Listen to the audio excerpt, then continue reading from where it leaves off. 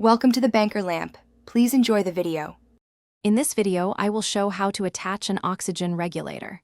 First, ensure your oxygen cylinder is secured upright to prevent any accidental tipping or movement. Next, carefully remove the protective cap from the cylinder valve.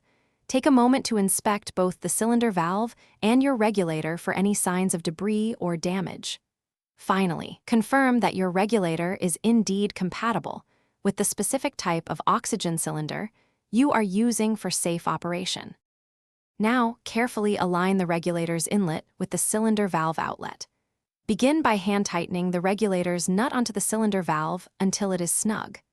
Then, using an appropriate wrench, tighten the nut an additional 1/4 to 1/2 turn. It is crucial to avoid over-tightening, as this can easily damage the sealing washer and create a leak.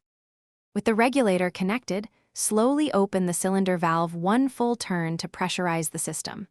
Listen intently for any hissing sounds, which could signal a leak. For a more thorough check, apply a specialized leak detection solution or soapy water to all connections. Watch closely for the formation of bubbles. Their presence confirms a leak that needs immediate attention. If no leaks are detected after your checks, congratulations, your regulator is securely attached and ready for use. You can now adjust the oxygen flow rate to the specific setting prescribed. Connect your oxygen tubing to the regulator's outlet. Remember, for safety and to conserve oxygen, always close the cylinder valve completely after each and every use.